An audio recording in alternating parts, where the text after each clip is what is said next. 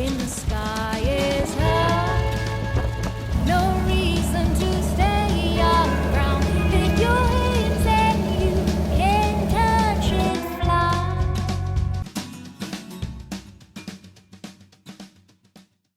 Hello and welcome to the Aviatrix Book Review. I'm Liz Booker.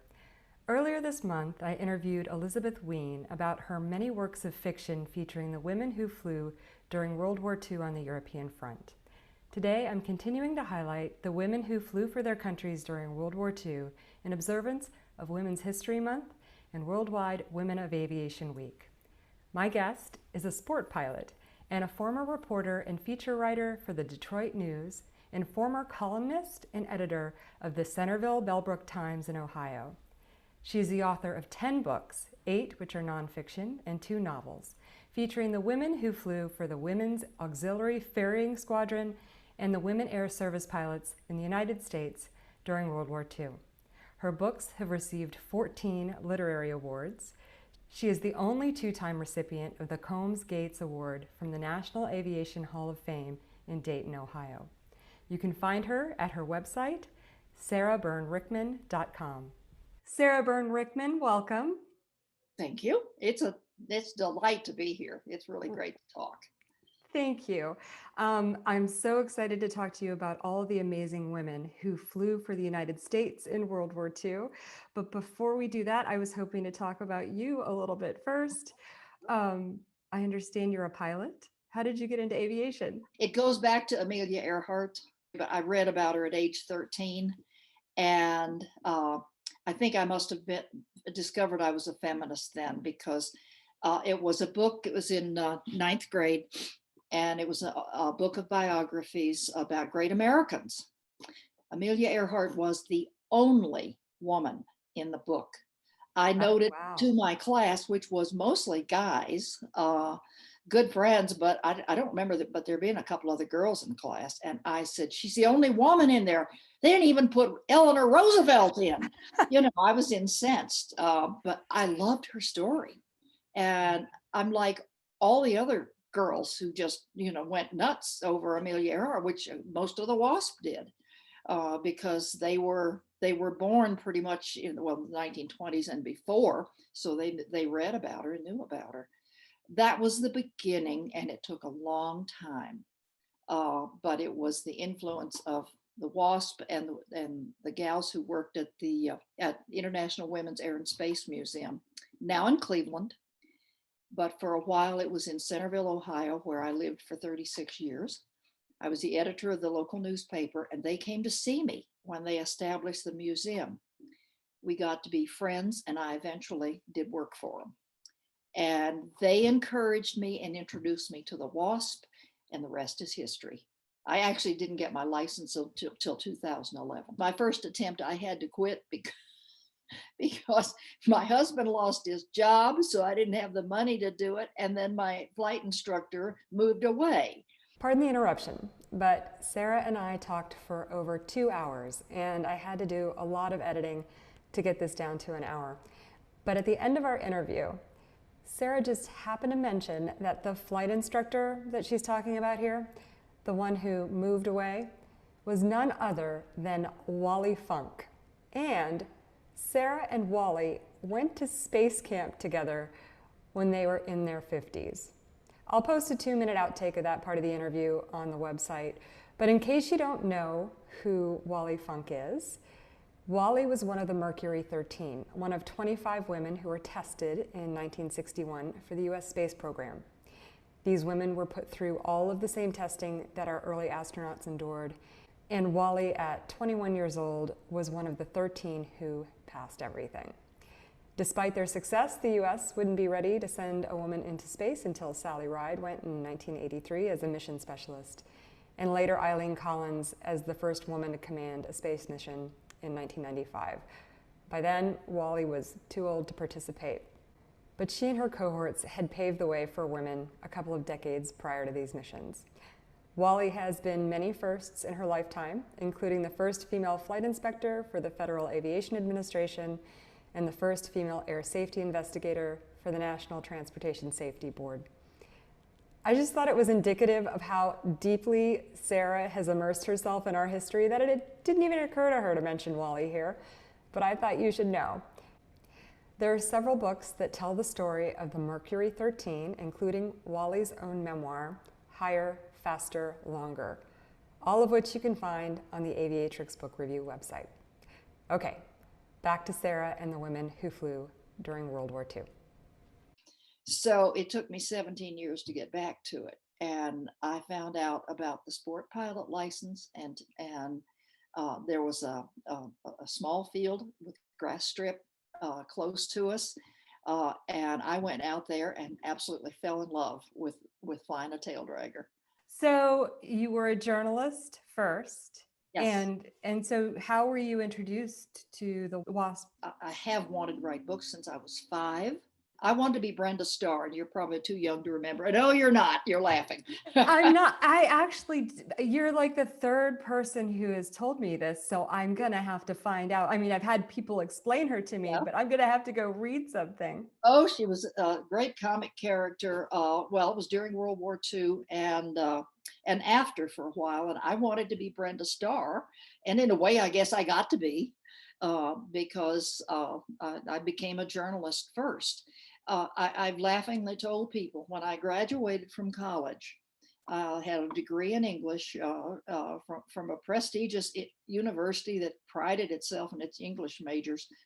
And my professor said, "And Miss Evans, now what are you going to do with your English degree and writing?" And I said, "Well, I'm going to try and go to work for a newspaper." He was crushed. He was crushed. He thought He wanted you to do creative writing. Well, he wanted me to, and so did I, but I had nothing to base a book on. You know, I'm 21 years old. I'm just out of college. I don't know diddly from nothing, you know.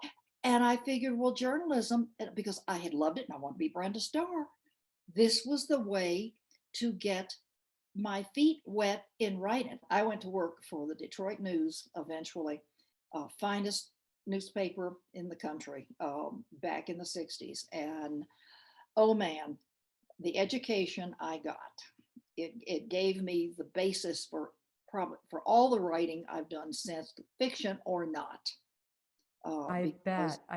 And then later became the editor of 2 different newspapers. What was your position when you were introduced to the museum folks?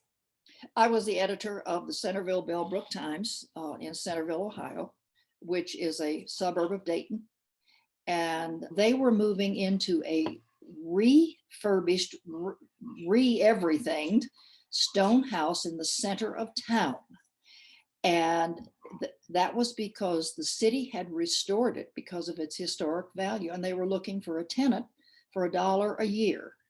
And these women were looking for a place that wasn't going to cost an arm and a leg. And they moved in, and they came in to see me about publicity because I was the editor of the newspaper. Well, I got to know them. I went to their lecture series the first time I'd attended, and I heard this wonderful woman speak about her aviation career. She was from Cincinnati, named Martha Lunkin. Everybody in aviation knows her. And great talk.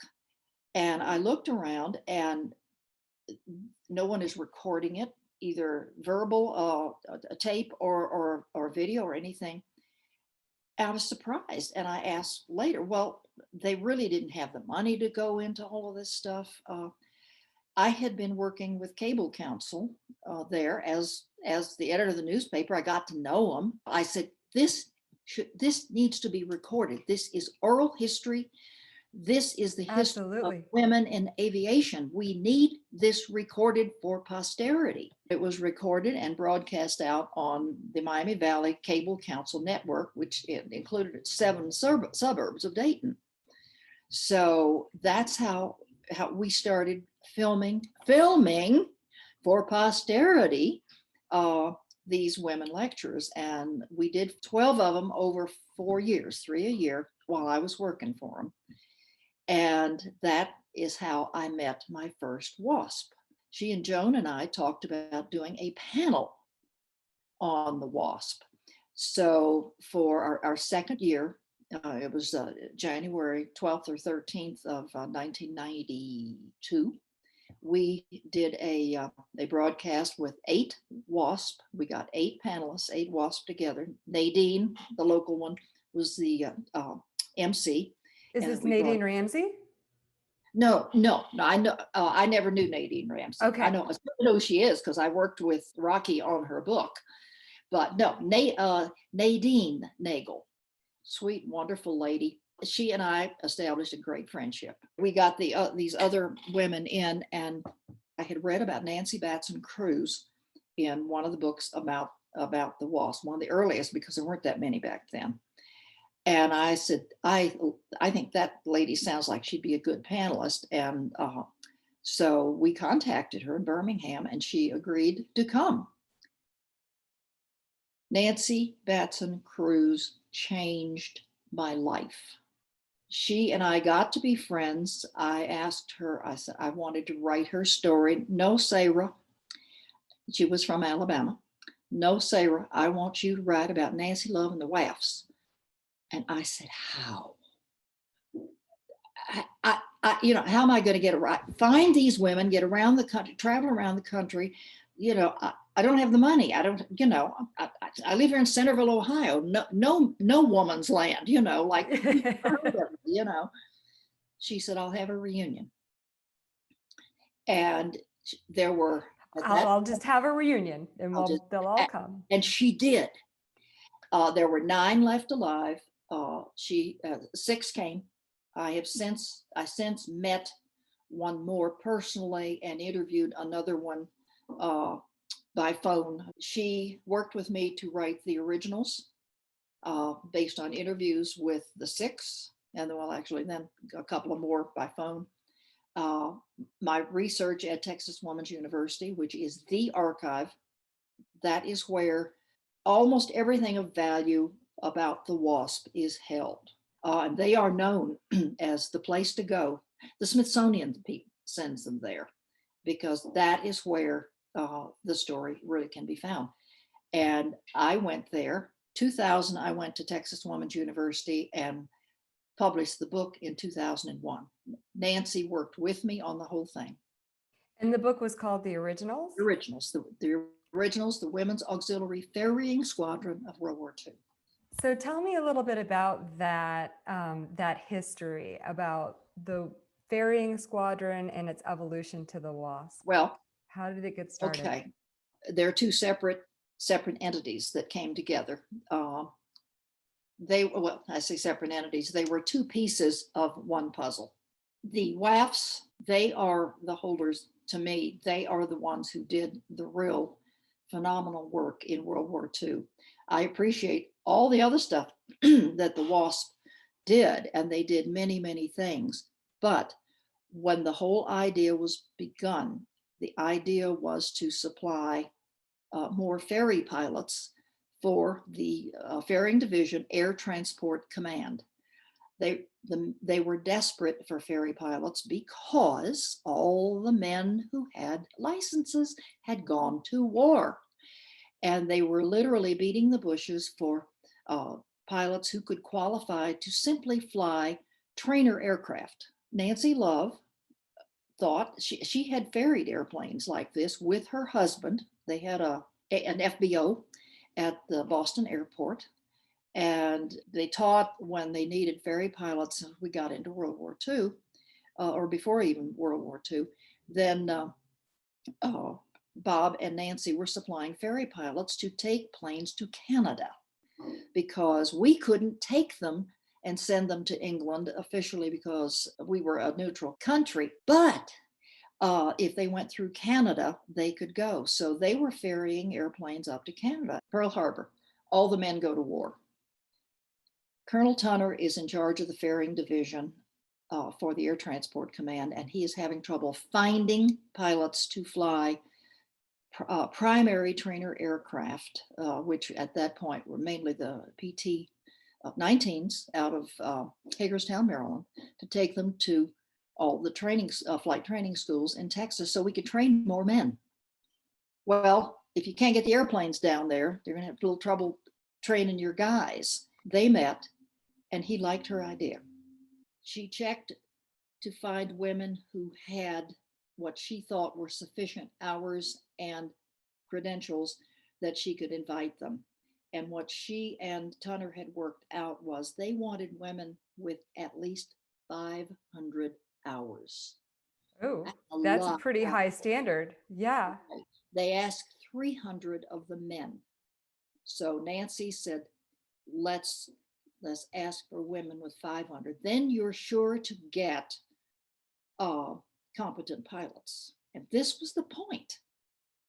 So she began looking. She recruited 27 other women who had the 500 hours. I know three of the young ones. One of them was Nancy Cruz, who had just got their 500. Nancy had like 502. Dorothy Scott had like 504, and Barbara Donahue had, I think it was Donahue, had like 503. They were Just barely made the cut. They were the lowest. And they were also three of the youngest people there. The rest of the women had, yes, that had more hours were older, and they didn't want them if they were over 35. So a few just squeaked in, who like Betty Gillies, I think turned 36 in January after the deadline. There were a bunch of them that were older. So we had this huge gulf, 21 to 35. And Nancy was able to get 27 of them who could come. Some of the women flat out just couldn't come, even though they had the hours. Nancy Hopkins Tier, who I met through IWASM, she was the president. She was one of the founding 99s, one of the charter 99s, along with Betty Gillies, Faye Gillis Wells, and many others. And she was asked to come, and she could qualify, but she had 2 children at home.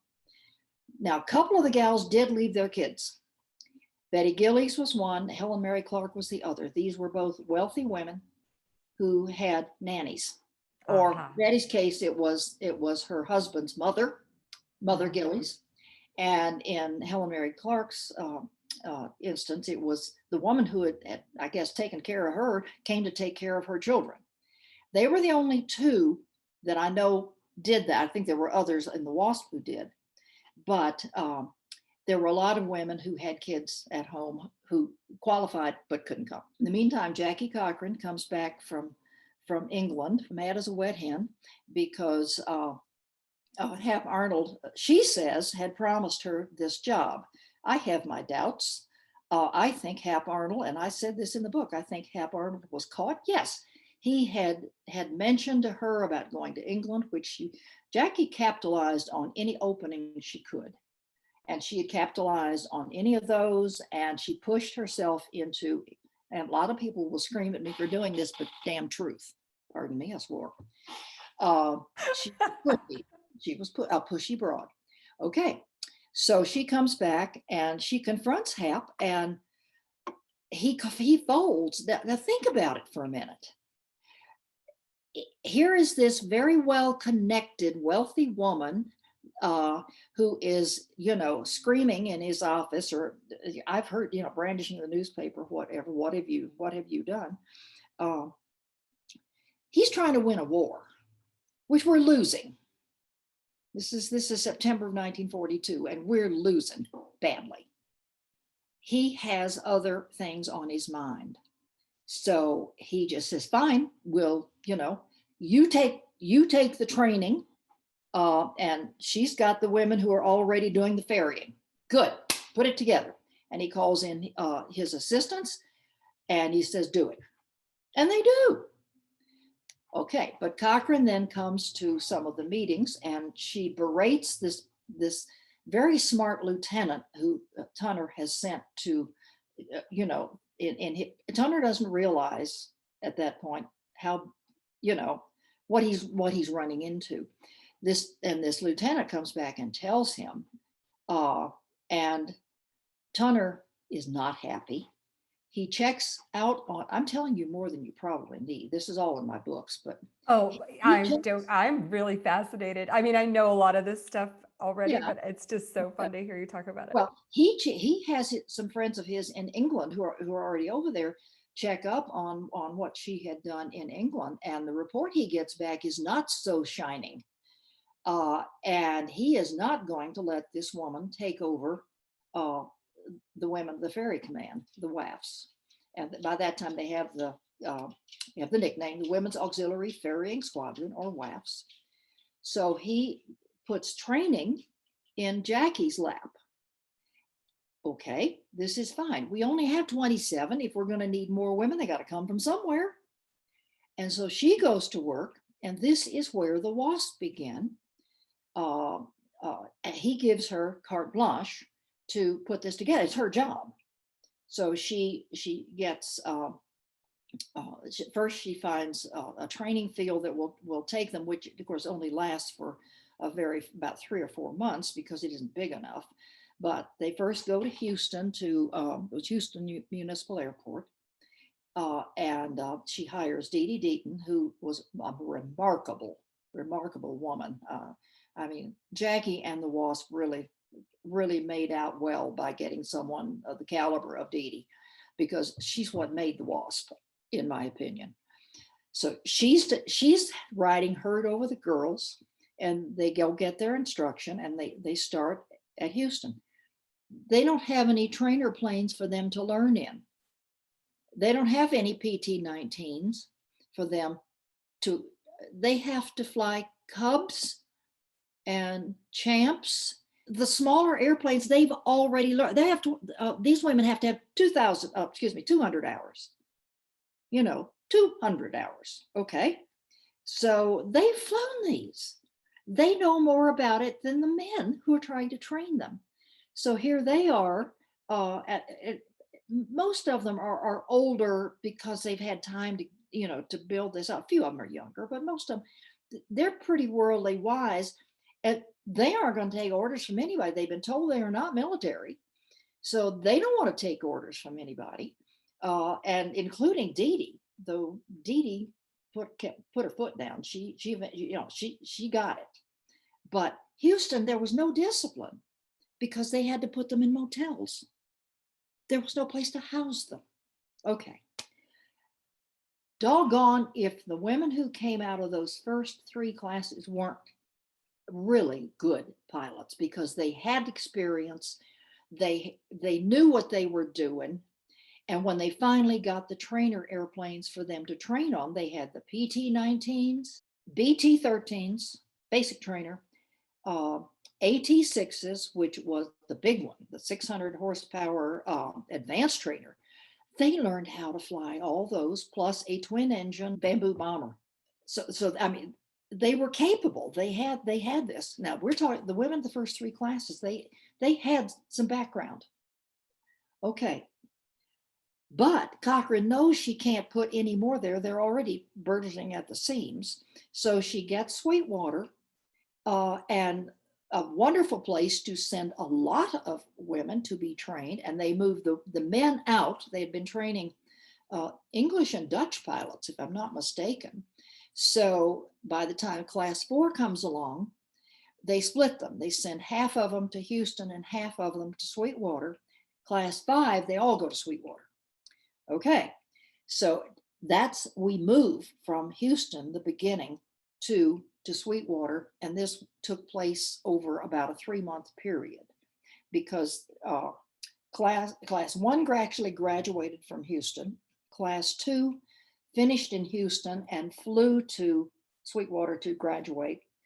3 went to Sweetwater after they got through primary training, and 4, they flew. They were the passengers in the planes that the 43-3 gals flew to get them all to Sweetwater. I've listened to gals who did this tell the story, and it's wonderful.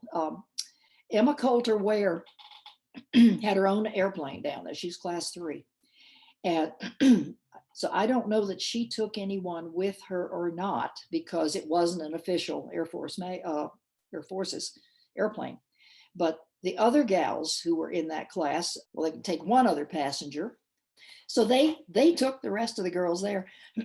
Emma said, Well, since I was flying my own airplane, I couldn't take in any of the girls, but she said Sweetwater was dry. So I carried booze in my plane.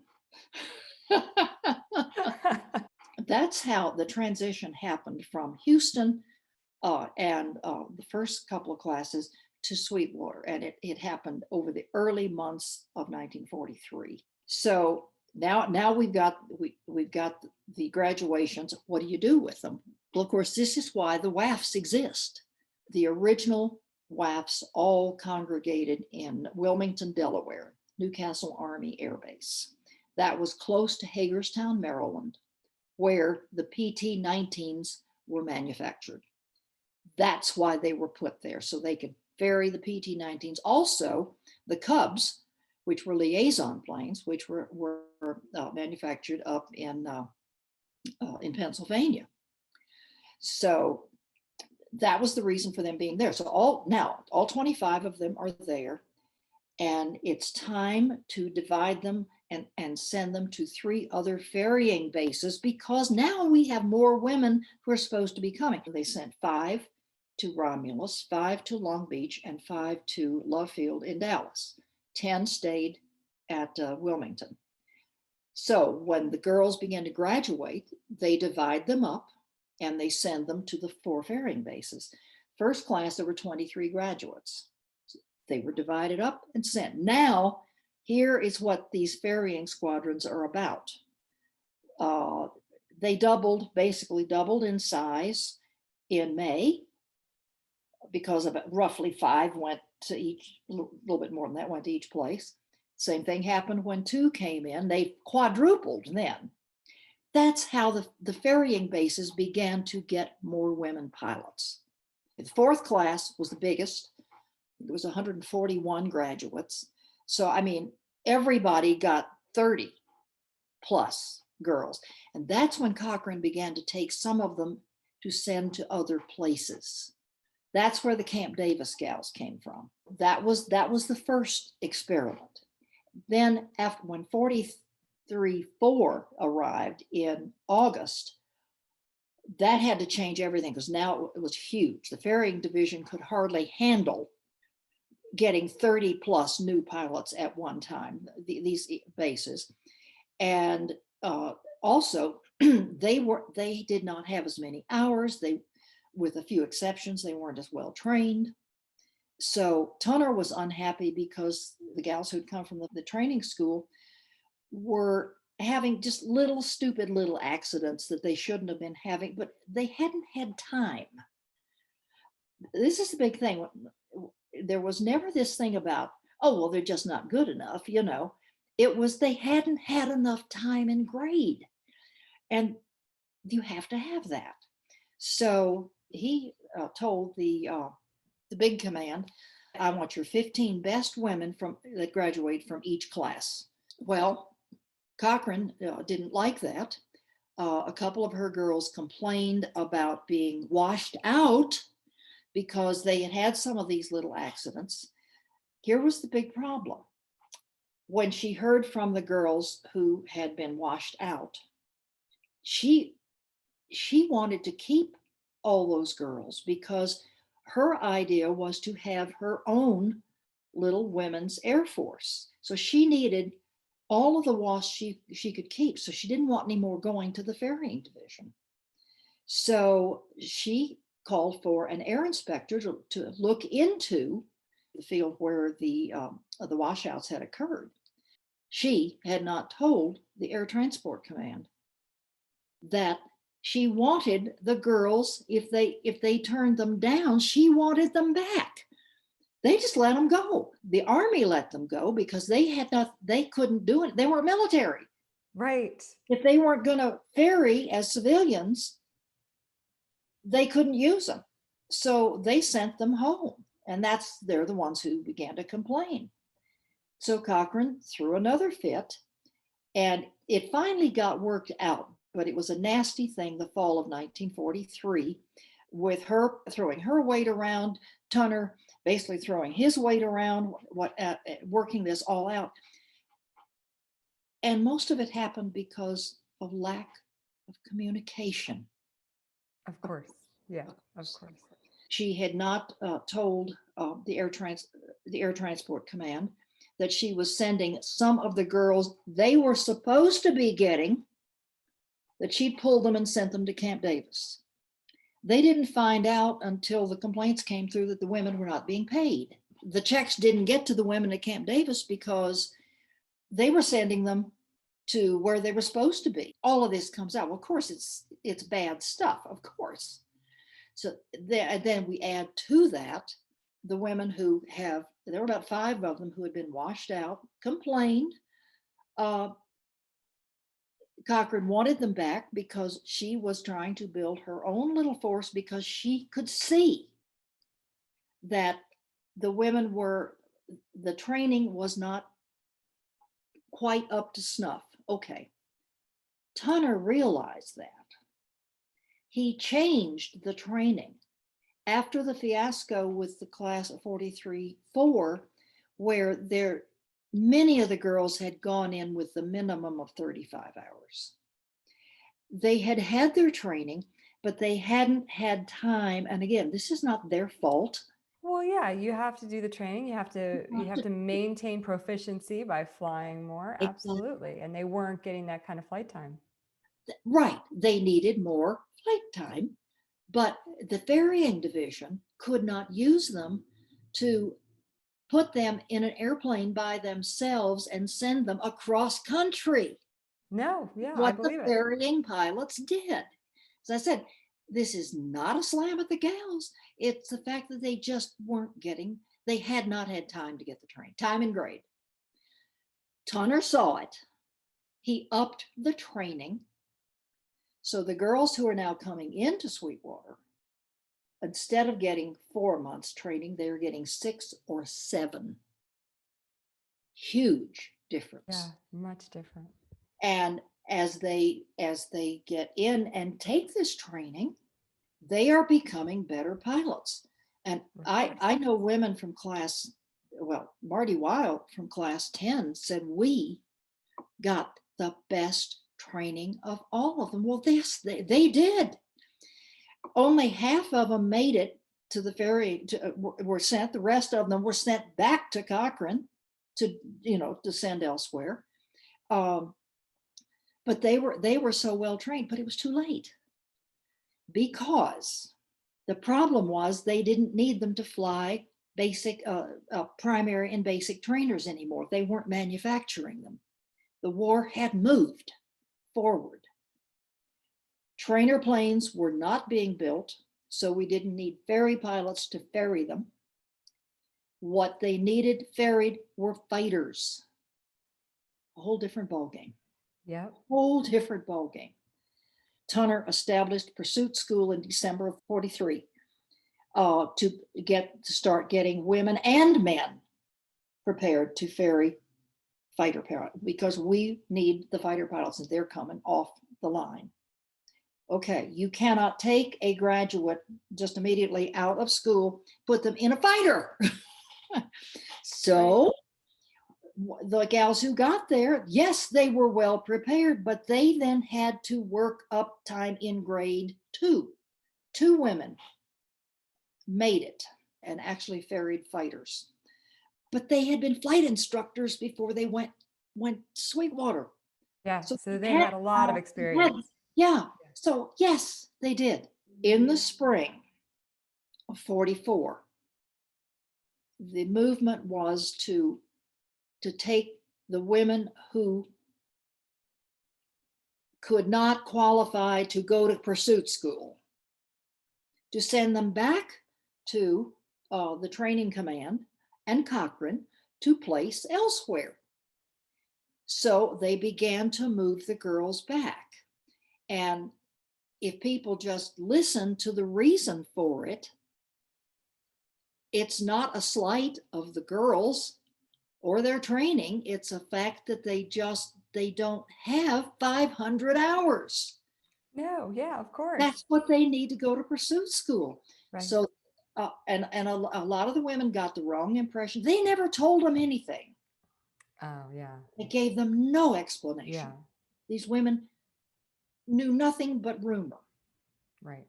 Okay, so as I said, the last two that made it in the ferrying division were from those two classes, and then came June of 44 when militarization was denied, and they closed up Sweetwater. Class 44-5, they were about to send the girls from that class to the ferrying command, and Cochran and Nancy Love together fought to stop it, to keep the expense and all of sending these girls, just send them directly to where they had to go.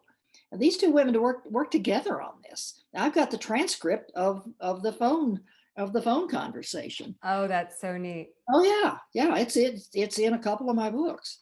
So that's how all this was happening. Then once the gals were not going, of course, to the ferry command, they were set with their numbers, but then they started sending the girls to pursuit school, and some of them flunked out. Now here's the beauty, because they were not militarized, they could go back to the training command. In other words, they weren't sent home unless they wanted to go home, and they always could go home whenever they wanted. So they were sent back to other jobs. And that also is missed by a lot of people. Like, oh, she didn't pass. Well, yes, and I'm sure she was upset, and several of them were, but a lot of them went back and did the other jobs they were assigned to and did a damn good job, because they were capable of ferrying or flying twin engine, and they were capable of instructing. They were capable of doing all of this stuff.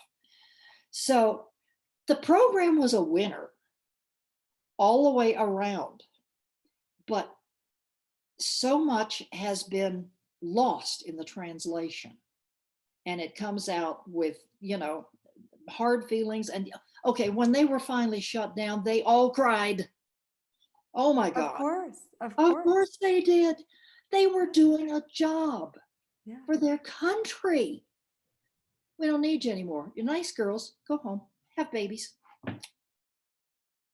So give me just a basic overview of your collection of work. You have 10 books. Okay. 8 of them are nonfiction. Yes. I've read one of your fiction books, and so a lot of what you were just talking about rings a bell as that story plays out. So tell us about your books. Did you read Flight to Destiny or Flight from Fear? I read Flight from Fear, but like 10 years ago. Okay. Well, yeah. Flight to Destiny wasn't out 10 years ago. You need to. Okay. That's before I knew anything, really. I wrote this based on what I knew from the Wasp, and I actually got 4 of them together in Dayton. Nadine and Kara Bosca both lived there, and 2 of their friends came in, and the 5 of us had a full afternoon conversation where they filled me full of Sweetwater. Emma came from Houston, so she gave me Houston, and the others gave me Sweetwater. And that's what Flight from Fear is based on. That's what I remember. Yeah. Okay, I know a hell of a lot more now than I did, and there's nothing wrong with that book except a couple of misconceptions that I had, and I made up. It's fiction. I made up that extra class. That's okay. It's fiction. It's fiction, and that's how I was able to do it. And so it's the least true of any of my books. Okay, you had asked me maybe to read some stuff. I had picked out passages, one from the other novel, which is Flight to Destiny. It came out in 2014, and I reprinted in 17, and it's now on ebook as well. This is the story of the Wafs fictionalized. And I did things with it that I couldn't do with fact because I made up things, because it's fiction. But I would heartily recommend it. It's a really good book. Okay, so those are the 2 novels. But they honestly, Flight to Destiny was actually written right after Flight from Fear, after I was introduced to the Wafs. I just didn't publish it for years because I hadn't finished it. Oh, is that right? I went back and finished it in 2013, and it won a competition in 14 and got published. So, Great. you That's know, great. And okay. then tell us about your other books. Okay. You have some for young adults even. All right, let me take the others first. Two histories, the originals, which is the full story of the original Wafs, the 28. So the originals is the base story. That's the one I tell everybody to read first, because I concentrate on the Wafs.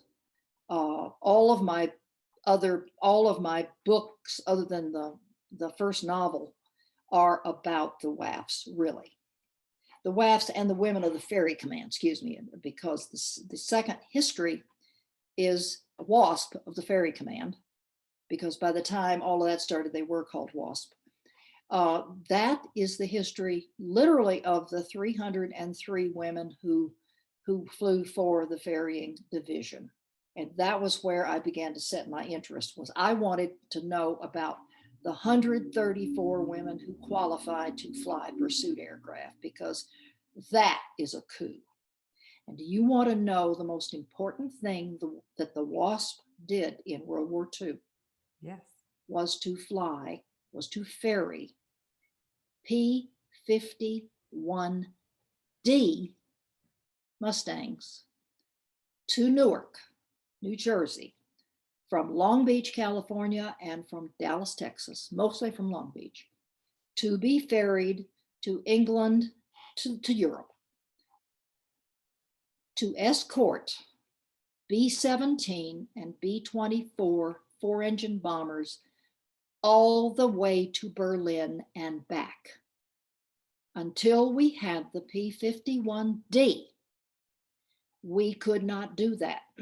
Our bombers were on their own, halfway to Berlin. Now, okay, if they were going to Regensburg, the stuff up north that wasn't so far, that was okay. Well, it wasn't okay, but they could get protection from the fighters we had. But the P-51D did not start coming off the line until late January 44. You want to talk about the job that most closely helped America win the war, because we won it after Normandy, when we began desecration of Germany, but basically, it was kill or be killed. So that was the job, and nobody knows about it. Everything else is biography. First, I wrote Nancy Love and the Wasp Ferry Pilots of World War II, and that was published in 2008. This was before anybody knew who the heck I was. I didn't know anything. I didn't put it in any competitions, nor was the original. I mean, none. I was so new. And actually, it was published by my agent, and her husband had formed a publishing company for smaller publishers, and they are the ones who published the originals in Flight from Fear. With Nancy Love, I began to hit the big time, so to speak. University of North Texas Press has a military series, and it was suggested to me that I send it to them. Well, the editor, who was still there, liked it, but he said, I don't know how to sell this book. And I said, okay, I can help you there, because by then I was into a lot of the aviation things, women in aviation. I wasn't a 99 yet, but I knew them, and I said, I think I can take care of that. So he published it. Then he also later published Wasp of the Ferry Command. So they have done two of my books. Then I wrote Nancy Batson Cruz's biography, and University of Alabama was delighted to have her biography, because she is one of their icons. So they published that one. Then Dorothy Scott, which is, it's right in the middle, and it's almost the epitome of my writing, and my writing then changed some after that. That book is based on Dorothy's letters home. Dorothy died in December of 1943 at pursuit school in a crash, in a midair. I knew nothing about her when I went into to writing about the Wafs. Nobody knew anything about her because there wasn't anything. And I told them at TWU when I went there the first time, which was 2000, I said, if you ever get anything on her, let me know. Well, they did. Her twin brother had saved her letters home for her 11 months of service, and he donated them to Texas Woman's University. I went down that September. I was writing the originals at this point. I went down to, again, to look at the letters and was able to glean a little bit about Dorothy. I mean, I couldn't do a lot at that point, but at least I could get some of her story into the originals. And I told them, I said, I want to write this book someday. Well, it was a few years before I could get back to it, but then I got a call from Dawn Letson, who was was in charge there. She said, Sarah, would you be willing to edit Dorothy Scott's letters?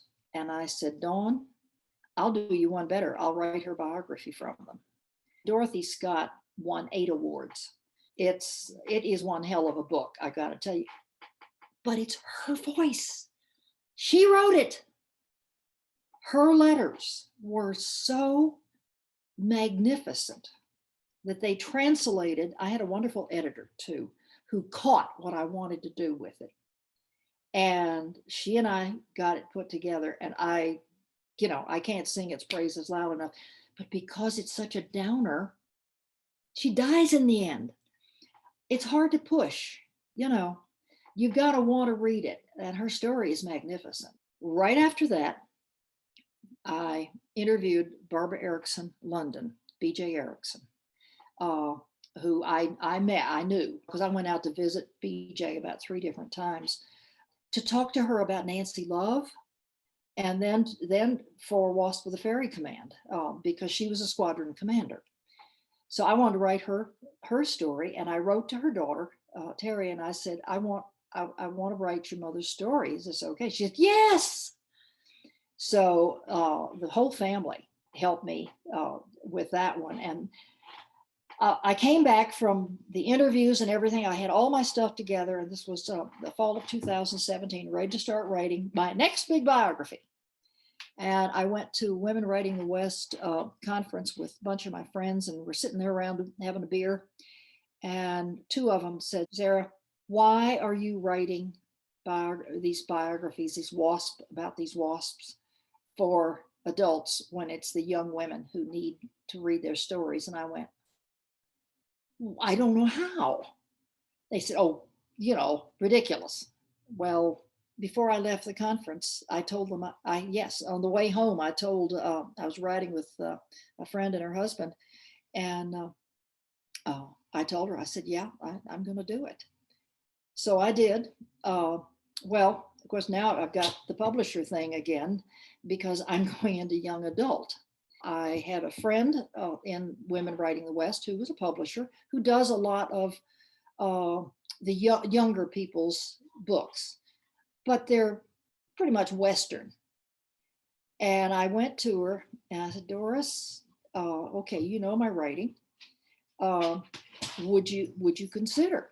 And she said yes. She is the one who published BJ Erickson, Wasp Pilot. And then I took my first biography of Nancy Love and I molded that down to make a young person's copy, which basically is about the war, whereas the other one is a fuller biography. It basically takes in most of her life. So I cut that back down and then Doris published that one. Then I had wanted to do Betty Gillies, and her family had never allowed anyone to have any access to anything to write about her. And I wrote to her granddaughter, who I did not know, but I knew who she was, and she knew who I was, and asked her about it. And she talked to her father, Betty's son, and they decided, yes, they would share with me to write their mother and grandmother's story. So I went out to California to work with them. They let me read her diary from World War II, from the Wasp years, which is what I needed. I knew her story generally from having talked to the other women, but Betty was different. Betty was special. Betty was Nancy's second in command, and she was the commander of the Wilmington Squadron once Nancy left and went into the bigger job. So, and Betty also was a Charter 99. So, I mean, she's got, there's so many pluses about Betty. So what are you working on now? I have not left the Wasp behind. I'm going back to them, but I'm taking a breather. A Wasp friend of mine worked with the all women's transcontinental air race, the Powder Puff Derby, which ran from 1947 to 1977, started by the 99s. She was not a founder, but she worked with them in those early years, along with BJ and Betty. Betty Gillies actually ran it for 9 years. Iris had schooled me in it. She taught me about the powder puff, like Joan Rubeck taught me about women in aviation. And I mean, Iris also educates me in Wasp, and well, particularly she wasn't a Wafs. She was in the second class, one of their top pilots. I mean, this woman flew everything. She asked me to put it in Betty Gillies' book, which I couldn't do, and in BJ's book, because the young adult book had to be more compact and shorter. And this expanded the story beyond what we needed for the young adult. So here were these two stories I hadn't been able to tell. So by doing this book, I am able to tell it. And since Betty ran it, and Betty and BJ was her second in command for all those years, it melded very nicely into what I already knew, but had to learn anew about. So Iris has educated me in that. And when I got Betty was ready to be published this last year, in 2020, I was looking around, like I had 2 or 3 false starts about things I would like to do, but this kept bothering me. Iris had asked me to do this. So I called her up and I said, what do you think? Iris is 100 years old. She had her 100th birthday in December. Wonderful. She's amazing. So anyway, I called her last summer. We talk a lot. I called her last summer and told her, I said, I want to take a crack at this. She was delighted. So she has helped me every way she can. The interesting thing is that it was a bunch of Wasp who really basically got it started. Of the original 4 founders, 2 were Wasp. That's my project, is the AUTAR, the All Women's Transcontinental Air Race, or the Powder Puff Derby. So if I had any questions about how you did your research or how you pulled these books together, they have been more than amply answered in this conversation. And what I mean by that is just you completely immersed yourself in their world. 20 years. You're their friends. You're just one of them now. And it's just, we're so grateful that you had this particular passion and that you brought all of that writing skill with you to be able to do what you've done. I mean, you've preserved, just like you said at the beginning of this conversation, when you were sitting in the room and these ladies were talking, we need to record this for history. And you've not only recorded it, but you're weaving it into stories, fiction stories. You're telling, these comprehensive histories, and then you're diving deeply into individuals, and then also making it accessible to younger people. It's just, what you've done is so vastly important for our community, and I'm really, really grateful for it. It's 20 plus years of absolute passionate involvement. As I say, I got to be very, very good, close friends with a lot of them. I ran with the Wasp. I still say I'm going to write my memoir. My journey with the Wasp was the name I had for it.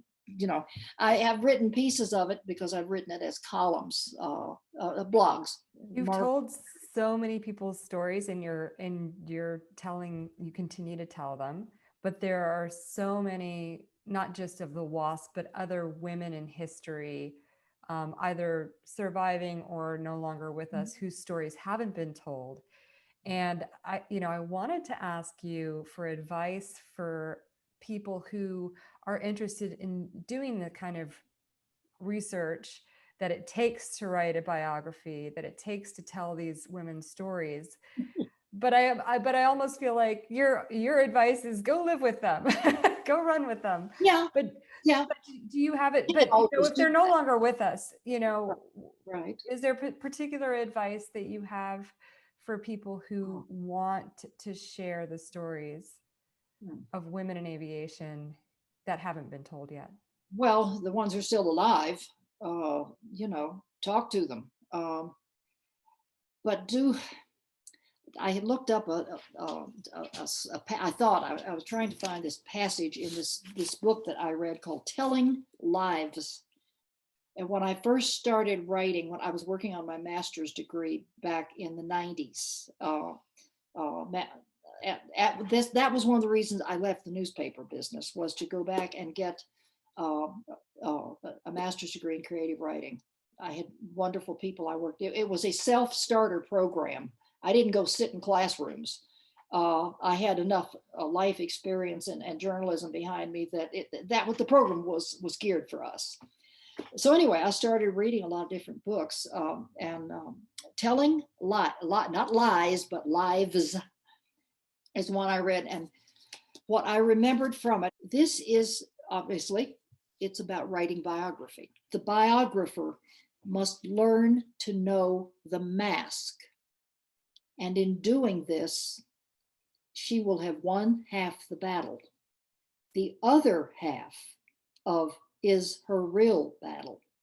The most difficult part of this task is the search for what I call the figure under the carpet, the evidence in the reverse of the tapestry, the life myth of a given mask. The mask is what we wear to the public. And the author here is comparing portrait painters, biographers, historians, all of that. It requires a certain kind of talent, a certain kind of inwardness to look at the reverse of a tapestry, to know when and where to seek the figure under the carpet. Though that resonated with me 25 years ago when I was doing my master's. And that's not all my books are biographies, no.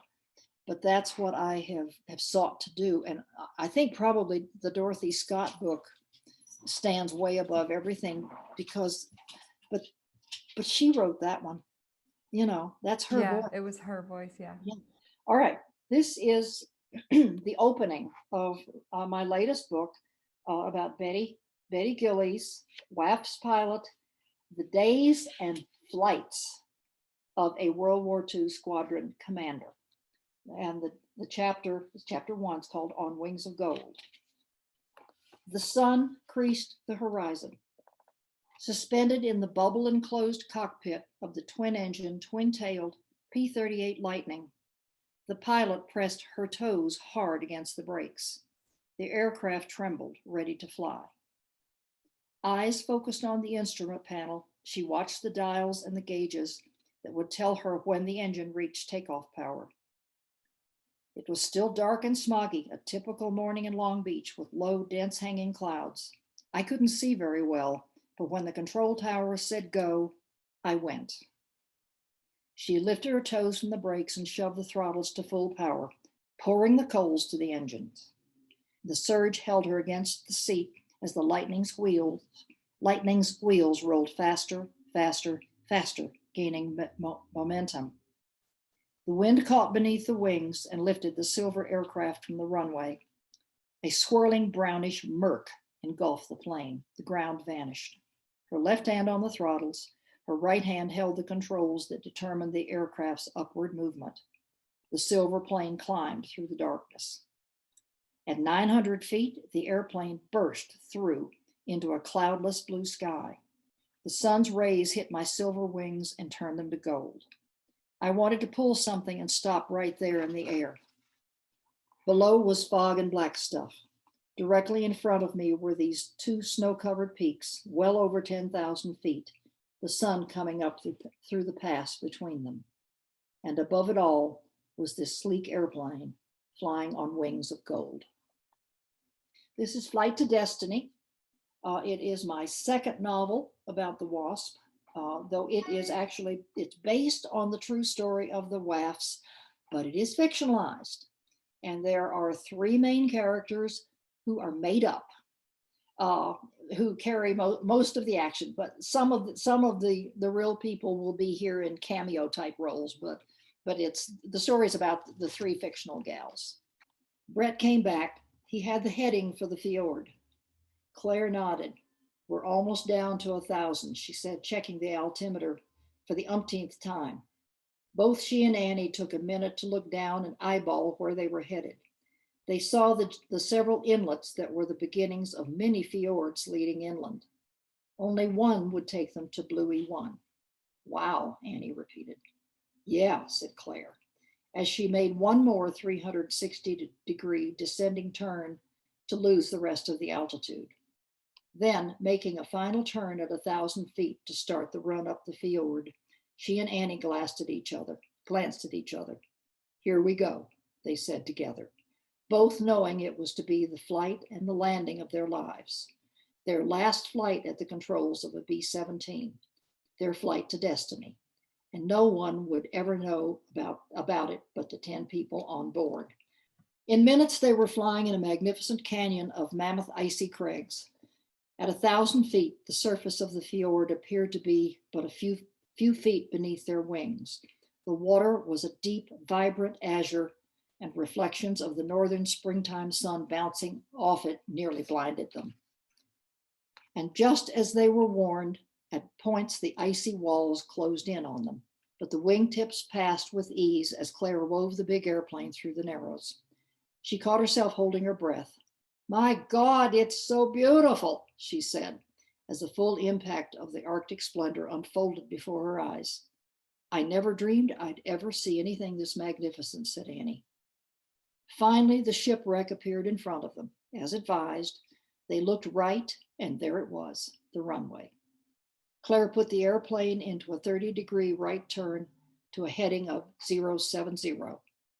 The 5,000-foot long, 145-foot wide runway glinted in the sun and stretched away from them, running slightly uphill. It was no more than a mat of pierced steel planking atop a base of pea-sized gravel, and it ended abruptly at the foot of a very large snowbank, the glacier. Claire lined the bomber up with the center line and allowed the plane to sink, bleeding off airspeed. Full flaps. Annie lowered the flaps. Full flaps. Gear down. Annie hit the switch. Gear down and locked. Moments later, they passed over the water's edge, marking the end of the runway. Just past the end of the runway, Claire set the big plane down in a perfect three-point landing, and her feet deftly working the rudders, let it roll out straight and true down the runway. The B-17, a tail dragger airplane with the little wheel in the back and the main gear in the front, landed just like the little Travel Air OX-5 tail dragger Claire had first soloed 11 years earlier. When it had slowed sufficiently, again working the rudders, Claire put the bomber into a gentle left turn that led to the taxiway. Moments later, she parked it where she was directed by the ground crew. Then she cut the switches and shut the airplane down. We did it, Annie. Wonderful. That's right. That's close to the end of the book, but I love that. That passage has a little bit of history, which I won't even go into, but I loved writing it. Wonderful. So, You did a wonderful job. No, thank you. Sarah, Okay. thank you so much for this. This has been a wonderful experience. Thank you for sharing your Oh, you're vast welcome. knowledge about these women and for all of the writing that you've done about them.